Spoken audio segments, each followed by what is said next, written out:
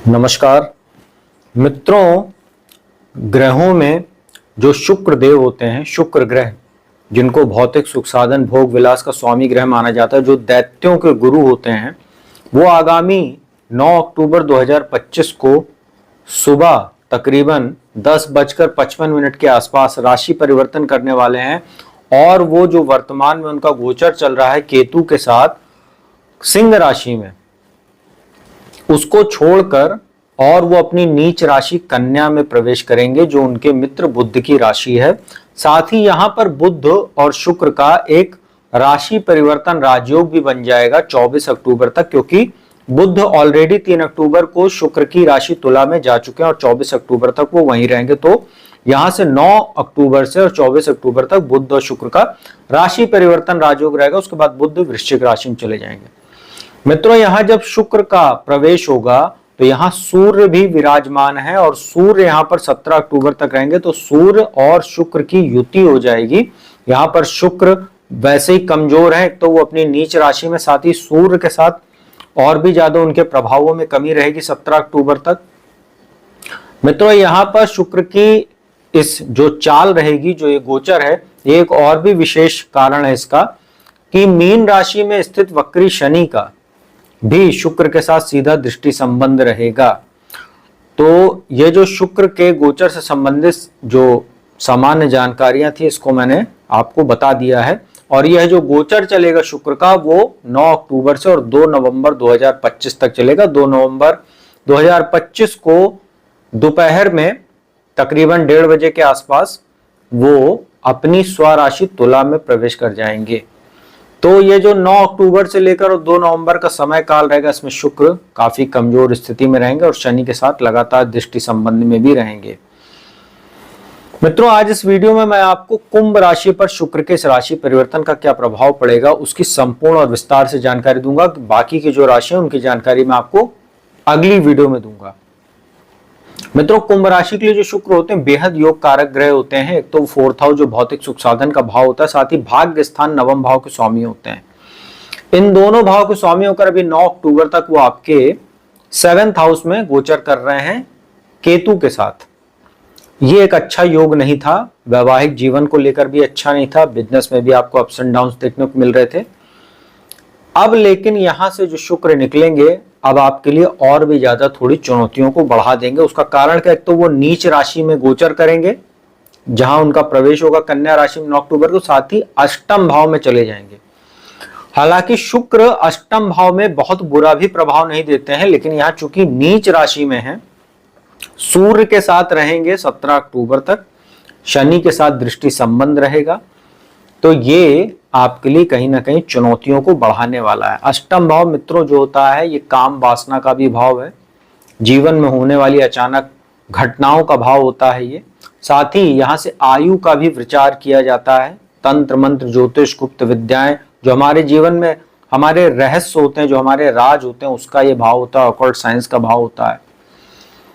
अब देखिए, शुक्र दैत्यों के भी गुरु होते हैं, तो यहाँ पर उन लोगों को जरूर ये कुछ फायदेमंद साबित हो सकते हैं। नीच राशि में जरूर है, लेकिन शनि के साथ चूंकि दृष्टि, शनि भी तंत्र मंत्र के कारक ग्रह होते हैं, तो दैत्यों के गुरु का शनि के साथ दृष्टि संबंध और अष्टम में शुक्र का गोचर करना, तो यहां पर जो लोग ज्योतिष का काम करते हैं, तंत्र मंत्र से जुड़ा हुआ काम करते हैं, या जिनकी ऑकल्ट साइंस में रुचि है, गुप्त विद्याओं आदि में, ऐसे लोगों के लिए कहीं ना कहीं शुक्र और भी ज्यादा इन क्षेत्रों में, इन विषयों में व्यक्तियों को रिसर्च करने की तरफ प्रेरित करेगा, जिससे नई नई जानकारियां आप जुटाने में कामयाबी हासिल करेंगे।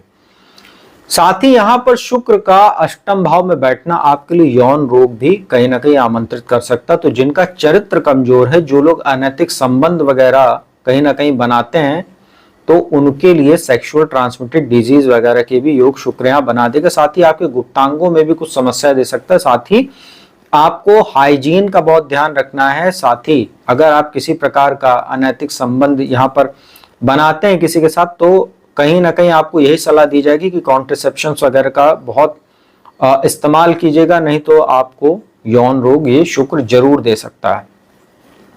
ये आपको आपके जो गुप्तांग होते हैं वहां पर जरूर ये प्रॉब्लम देने का काम करेगा। तो इसको आपको पहले से बता दिया जा रहा है, इसीलिए खुलकर बात की जा रही है। यहाँ पर कुछ छुपा कर बात करना उचित नहीं रहता है जब इस तरीके के जो गुप्त विषय होते हैं। तो यहाँ पर अष्टम में जो समस्याएं हैं अभी उस पर बात कर रहा हूं मैं। इसके बाद यहाँ पर आपके लिए आर्थिक स्थिति को भी ये कुछ ना कुछ समस्या देने का काम करेगा, क्योंकि सेकंड हाउस पर दृष्टि रहेगी और कमजोर होकर बैठे तो आपका खर्च कहाँ पे होगा। जो लोग अनैतिक संबंध बनाते हैं या जो कहीं ना कहीं जो प्रोस्टिट्यूशन वगैरह की तरफ जिनका रुझान होता है, ऐसे लोग इस तरीके के संबंधों पर पैसा बहुत खर्चा करते हैं, दिखावे पर खर्चा करते हैं, घर में पैसा कम देना, बाहर उड़ाना, इस टाइप की जो प्रवृत्ति जिन लोगों की होती है उनके लिए यह शुक्र का गोचर काफी समस्या पैदा कर सकता है। आपके कॉन्फिडेंस को भी ये लूज करेगा। और भाग्येश होकर अष्टम भाव में, तो भाग्य का जबरदस्त यहाँ पर आपको डिक्लाइन देखने को मिलेगा। भाग्य का इस महीने आपको अच्छा सहयोग नहीं मिलने वाला है और 9 अक्टूबर के बाद से जब शुक्र अष्टम में आ जाएंगे वैसे भी नहीं मिलेगा।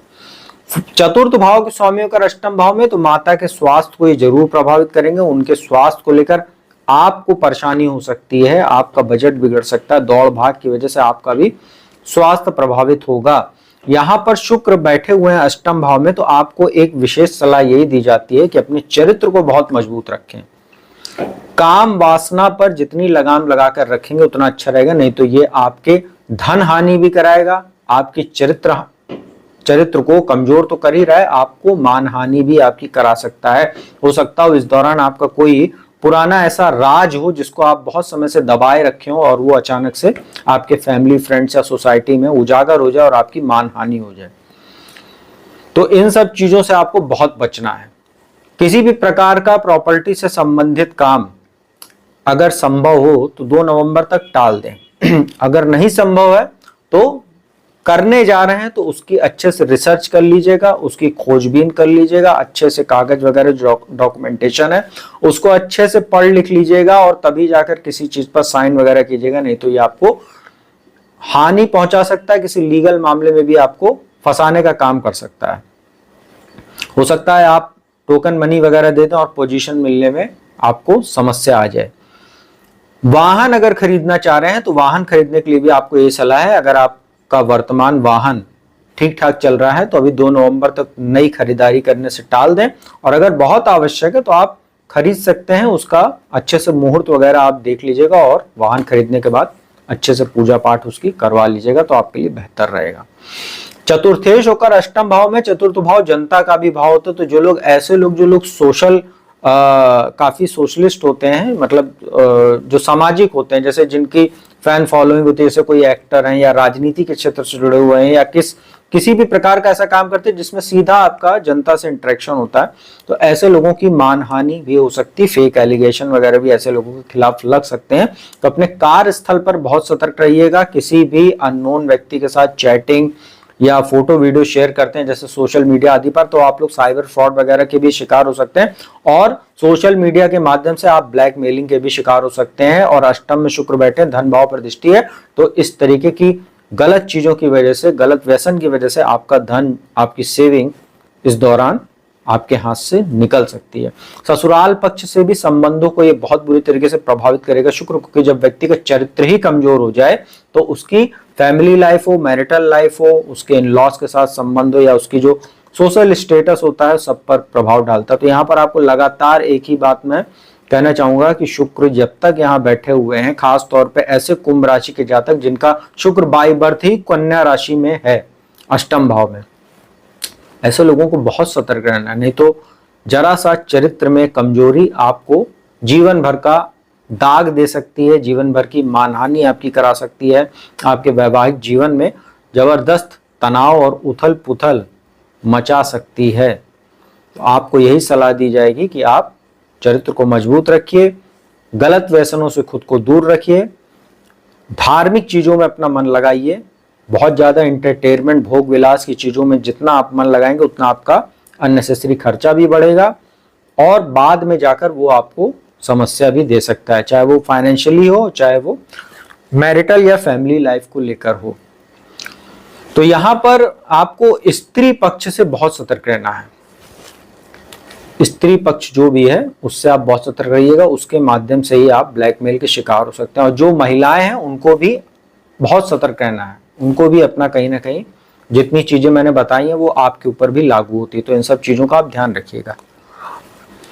तो मित्रों, यह था कुंभ राशि पर शुक्र के इस राशि परिवर्तन का क्या प्रभाव पड़ेगा, मैंने विस्तार से आपको जानकारी दी। उपाय की बात कर लेते हैं। देखिए, शुक्र का सबसे बढ़िया उपाय होता है कि प्रतिदिन स्नान आदि के उपरांत जो है स्वच्छ वस्त्र धारण करें, हल्के रंग के वस्त्र धारण करें। वैसे भी 7.5 आपको चल रही है, लास्ट फेज चल रहा है, तो काले रंग के वस्त्र और डार्क ब्लू कलर के वस्त्र या डार्क शेड के जो भी कपड़े होते हैं उसको कम से कम धारण करें, लाइट शेड के कपड़े पहने। नहाने के बाद जब आप स्वच्छ वस्त्र धारण करते हैं तो हल्का सा इत्र जरूर इस्तेमाल किया कीजिए। लाइट जो फ्रेग्रेंसेस होती है, अतर जिसको बोलते हैं, उसको आप जरूर इस्तेमाल किया कीजिए। उससे मन बहुत प्रसन्न रहता है और एक अच्छा प्रभाव डालता है। वो शुक्र का एक बहुत अच्छा उपाय होता है इत्र का प्रयोग करना। और यहाँ पर नहाने के जल में आप गुलाब जल डालकर नहाएं तो भी बहुत अच्छा होता है। माता लक्ष्मी की पूजा उपासना कीजिए, हर शुक्रवार को उनको जो है गुलाब के पुष्प अर्पित कीजिए, देसी घी का दीपक जलाकर आप जो है उनकी आरती कीजिए। साथ ही प्रसाद के रूप में खीर का भोग उनको लगाकर और उसको अपने परिवार के साथ खाइए तो बहुत अच्छा आपके लिए रहेगा। तो मित्रों, उम्मीद करता हूँ वीडियो आपको अच्छी लगी होगी। वीडियो अच्छी लगी तो इसको लाइक कमेंट शेयर कीजिएगा। कुंडली विश्लेषण के लिए मेरा नंबर डिस्क्रिप्शन स्क्रीन पर उपलब्ध है, संपर्क कर सकते हैं, अपॉइंटमेंट ले सकते हैं। कुंडली विश्लेषण का लाभ देश दुनिया के किसी भी कोने से आप लोग प्राप्त कर सकते हो। तो अब मैं अपने वाणी को ही विराम देता हूँ। अगली वीडियो में आपको सभी 12 राशियों के लिए कैसा रहेगा आने वाला शुक्र का यह गोचर, उसकी संपूर्ण जानकारी लेकर हाजिर हूंगा। तब तक के लिए ओम नमः।